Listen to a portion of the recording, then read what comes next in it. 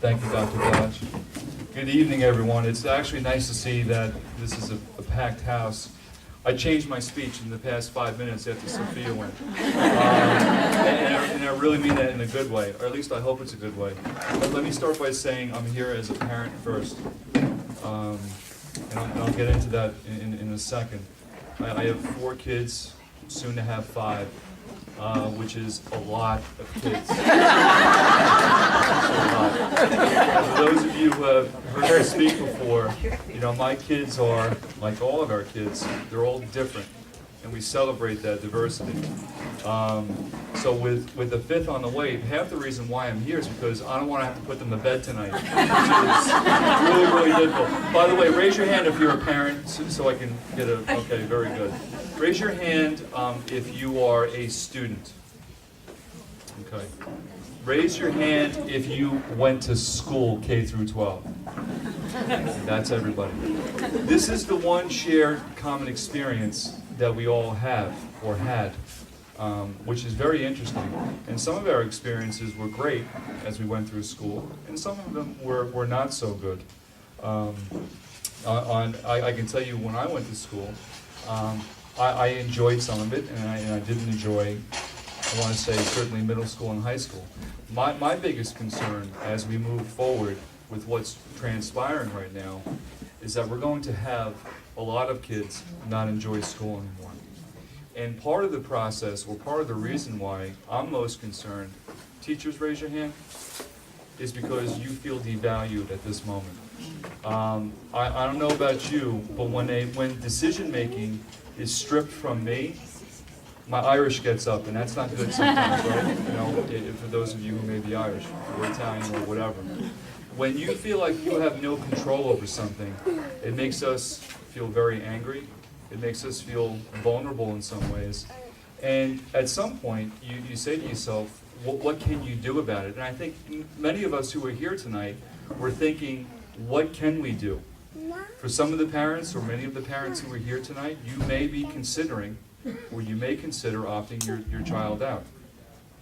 Now, as a superintendent, I have to be very careful and mindful as to what I say, as far as whether you should or you shouldn't. Now, I'm going to say, as something that I'm sworn to uphold, is that we have to administer the exams, and we have to make sure that the students who are there take them. As parents, however, if you are choosing to opt your child out, you should be able to do so with dignity. And I can tell you, in my school district, in Patchogue, Medford, as in many other school districts, and by the way, I just want to give a shout out to Dr. Joe Rella, by the way.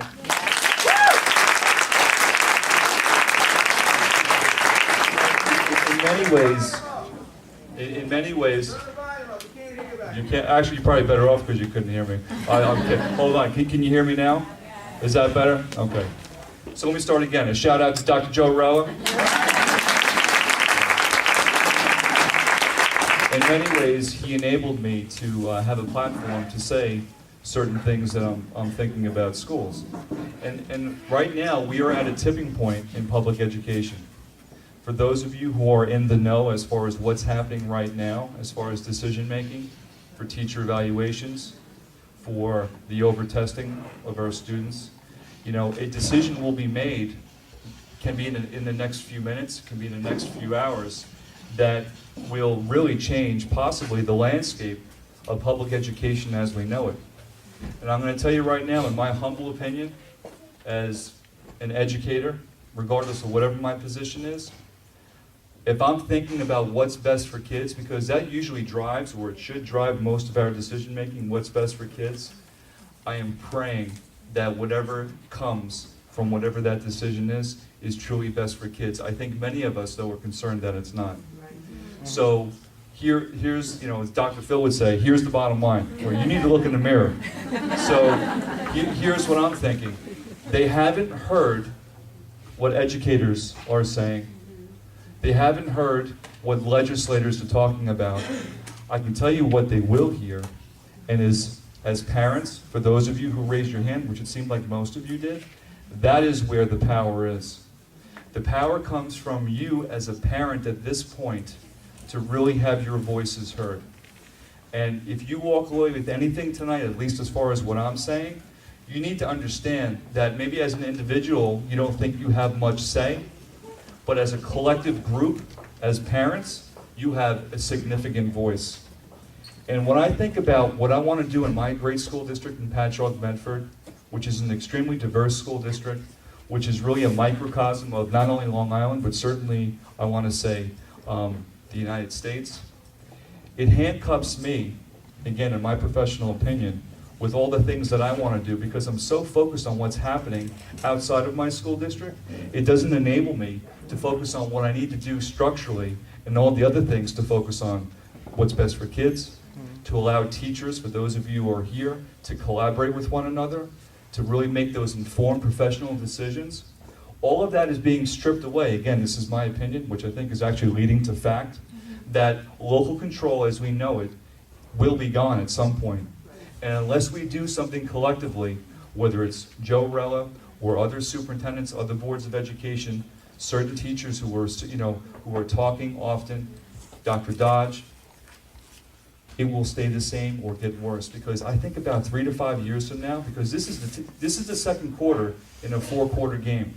It's not just this year we have to worry about. It's next year, the year after, and the year after. And we need to be very, very mindful of that as we move forward. So I am hoping the parents who are here really understand that if we're going to do what's best for kids, you need to get up, you need to raise your voices, and you need to tell the governor and certainly you legislators what needs to happen.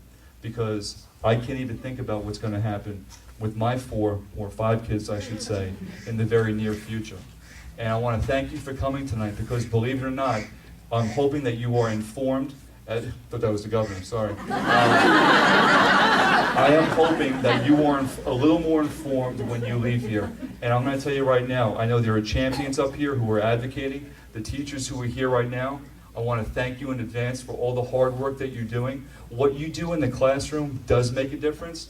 For the parents here who are helping their kids with homework that they don't understand, and by the way, I include myself in that.